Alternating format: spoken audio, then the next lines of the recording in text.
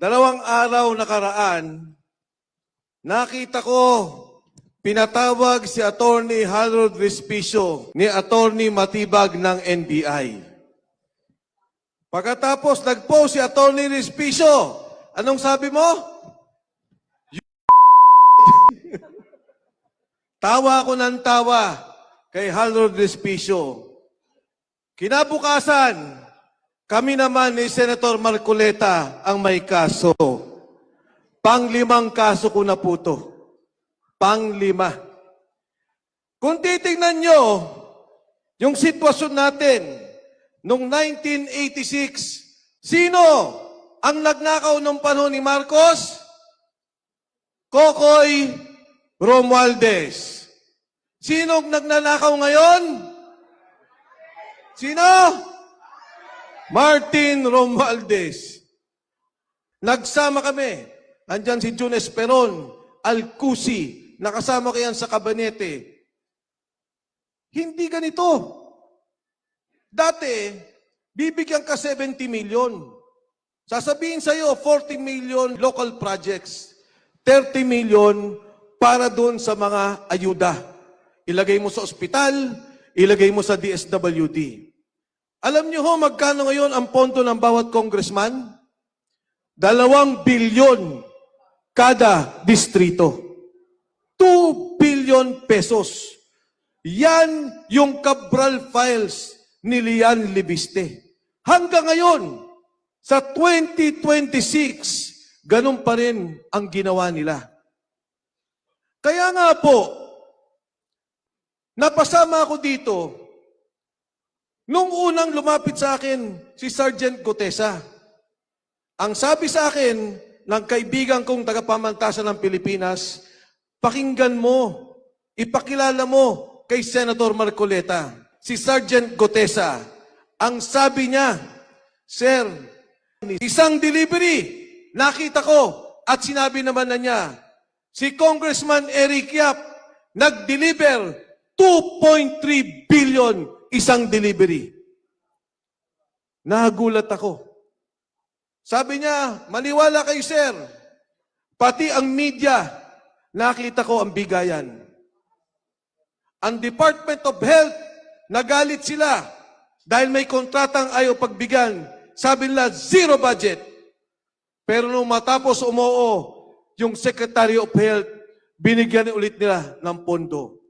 Hindi po ako makapaniwala sa sinasabi ni Sergeant Gutesa. Gulat na gulat ako. Bagkus ganun, pumunta kami kay Senator Marcoleta. Hindi ko pa kasama si Gutesa. Ang sabi ko kay Marcoleta, Senador, pakinggan mo to. Sabi niya, kilala mo ba yan? Sabi ko, kilala ko yung nagpakilala. Pero sigurado ko, hindi nagsisinungaling to. Nagkita po kami sa isang restaurant. Pinaliwanag ni Gutesa. At sinabi pa ni Gutesa ng panahong yun, nadidinig ko, nung inuhuli po si Pangulong Duterte, nandun ang NBI, nandun ang mga ahensya ng gobyerno sa Maidas Hotel ni Saldico, hinihintay naming arestuhin si Pangulong Duterte. Alam niyo mga kasama, ang sabi ni Senator Marcoleta, Sergeant Gutesa, parang awa mo na. Baka huling hearing na to. Pag hindi ka magsalita, hindi malalaman ng taong bayan kung anong nangyari sa pondo ng ating bansa. At doon po sa aming pag-uusap, tinanong siya, bakit ka lumabas, Sergeant Gutesa? Sabi niya, Sir, kami po sundalo. Sumusunod lang. Nagdadala ng pera. Nung nakita po namin yung flood control scandal na bilyon-bilyon ang ninakaw at yung aking kamag-anakan at kamag-anak ng aking mga kasama nasira bahay, nawala negosyo dahil sa baha, nagdesisyon akong lumabas para na lang po sa kinabukasan ng aking mga anak. Alam niyo mga kasama, mag-isang nagpunta si Sergeant Gutesa sa Senado. Nagpanotaryo, mag-isa. Magkakasama kami nung gabi. Ang sabi ko, Sarge, mauna na ako. Sabi niya, sir, walang problema. Ako na magpapanotaryo. Pupunta ako sa Senado. Tumawag si Senador Marcoleta ng umaga. Ang sabi ni Senador Marcoleta, Mike, pwede bang pag tinanong sino nagpakilala, sabihin ko ang pangalan mo? Sabi ko, okay lang, Senador. Walang problema. Umpisa pa lang ho. Sinabi na kagad niya, ang nagpakilala sa akin kay Sergeant Orly Gutesa ay si Mike Defensor. Sabi ko, patay na to. Laban na. At doon nga po nangyari. Lumabas si Sergeant Gutesa. At anong ginawa nila? Nung una, ang sabi nila, pro-protektahan. Ilalagay doon sa kampo para proteksyonan si Sergeant Gutesa. Nung huli, under detention na si Sergeant Gutesa. Pinapirma nila ng affidavit na ang sinasabi, nagsalita lang daw siya ng ganon dahil ang sabi ko daw at ni Senador Marcoleta ay bibigyan namin siya ng pera. At yung kanya pong affidavit, binago na wala siyang delivery ng pera kay Martin Romualdez. At higit sa lahat, yung kanyang pamilya, yung bahay niya, araw-araw binabantayan. Tinatakot ang kanyang asawa at ang kanyang anak. Hindi ba ang sabi ni Bongbong Marcos, alamin natin ang katotohanan? Hindi ba ang sabi niya, mahiya naman kayo? Bakit nagsasalita na mga tao? Ginigipit niya, kinukulong niya. Tayo, nagalit, ay pinakapatungan ng kung ano-anong kaso. Dahil po ang totoo, siya ang mastermind ng nakawan sa bayan na to. Kaya nga po, nung lumabas yung 18 Marines at kausap ako ni Attorney Baligod, ang sabi ko sa kanya, tutulungan ko kayo. Tinanong ko, nung kay Laila de Lima, totoo ba na nakita nyo? Totoo, sir. Kasi pala, itong 18 Marines, pinagdi-deliver ng pera ni Saldico kay Martin Romualdez. Pupunta doon sa townhomes, sa Forbes Park. Sasabihin ni Martin, pengi ako na 20 na folder. Magdadala ng folder doon.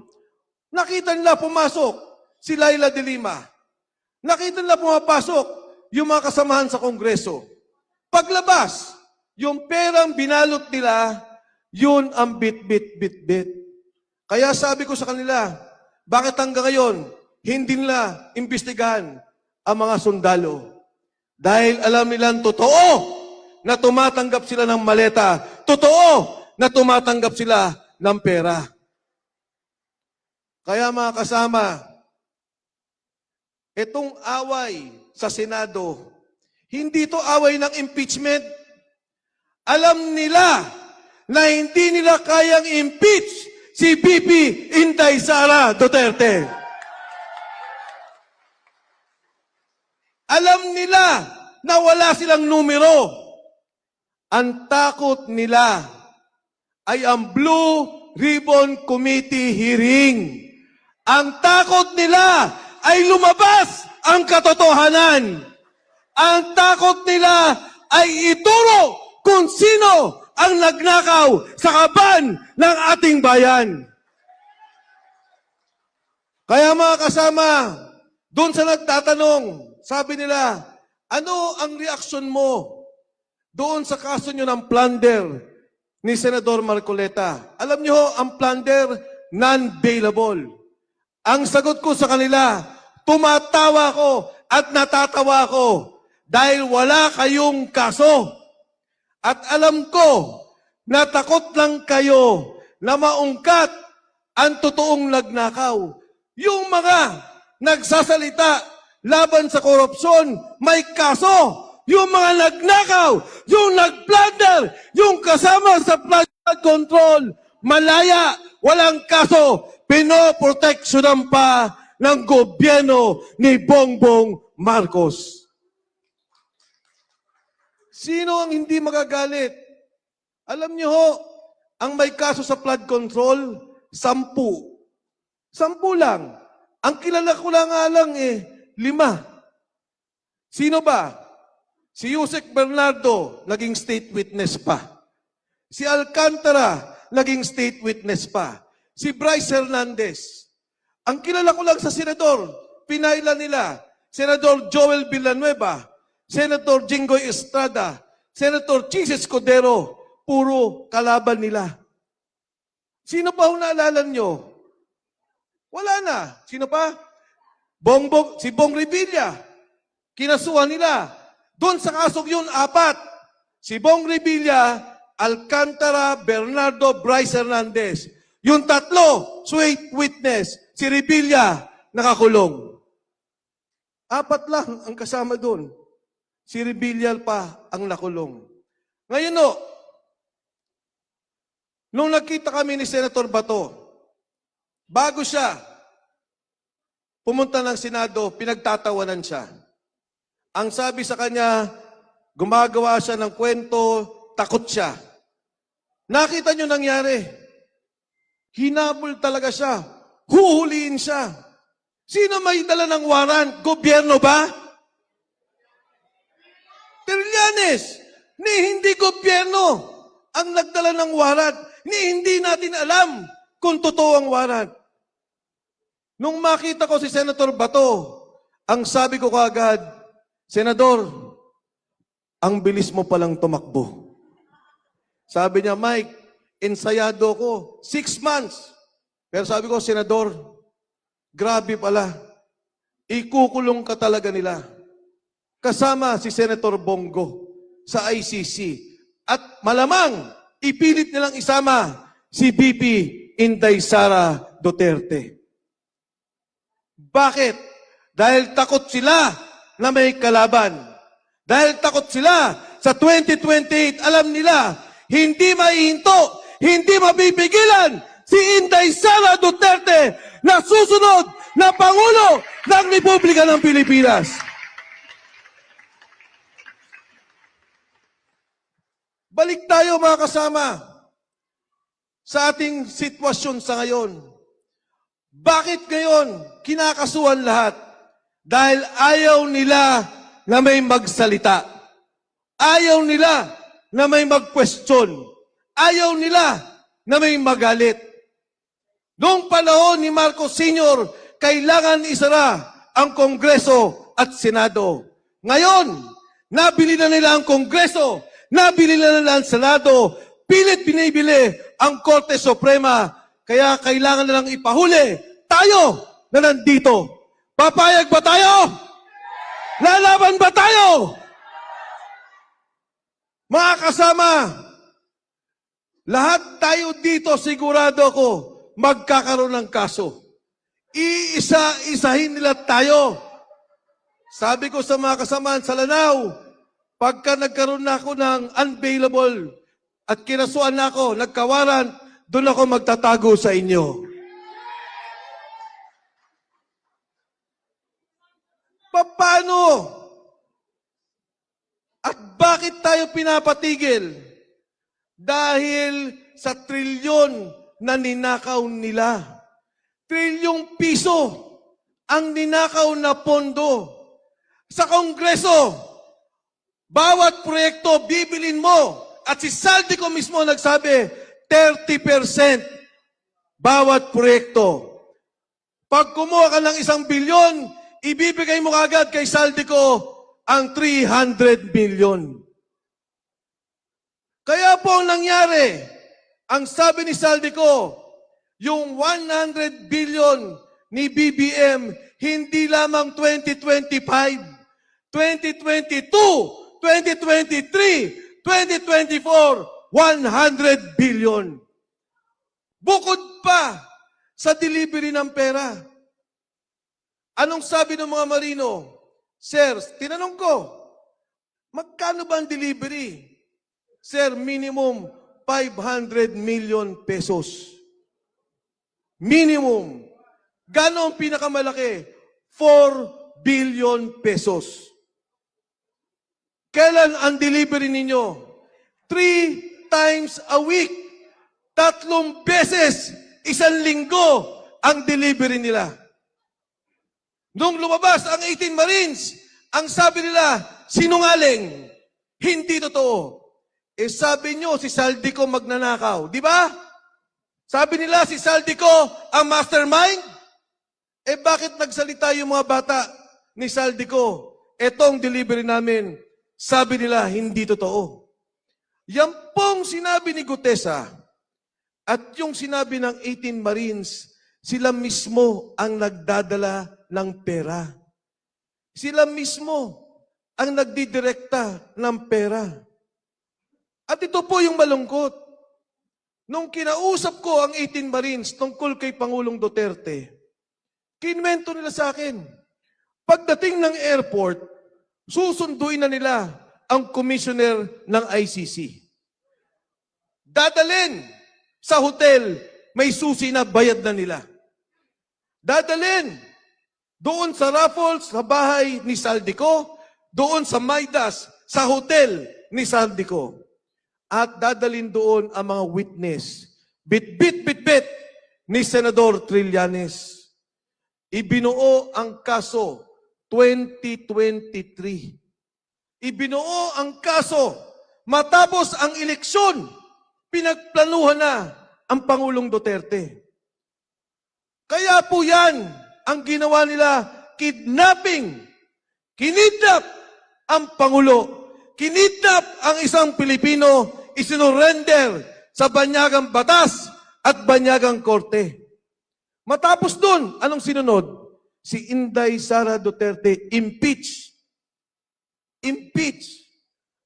At matapos po niyan, hindi natin nakita, nagkaroon ng flood control scandal.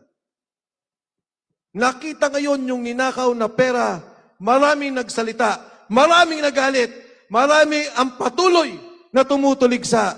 Pero lahat yan, kinakasuhan nila. Ang huling usapan ng Kongreso at Senado, ang gusto nila, extension ni BBM. Extension ng Kongreso. Sabi nila sa mga congressman, eto pera, eto ang proyekto, at huwag kayong matakot dahil ma-extend ang Kongreso, extended si BBM, maligaya na naman ang araw ng mga buhaya sa Kongreso. Ngayon mga kasama, binabalik ko ang tanong sa inyo. 1986, nagkarevolusyon, magmula ng 1972 na martial law. Ngayon po, nakikita natin, muling ibinabalik ang martial law sa ating bansa. Kaliwat kanan ang nakawan ng pondo. Lalaban ba tayo? Lalaban ba tayo? Kayo ba ay natatakot? Kayo ba ay mapapatahimik? Kung ganoon mga kasama, patuloy po natin palakasin ang ating grupo. Patuloy pa natin palakasin ang ating samahan. May pera sila, may baril sila, pero tayo, mas malakas ang laban natin sa kanila.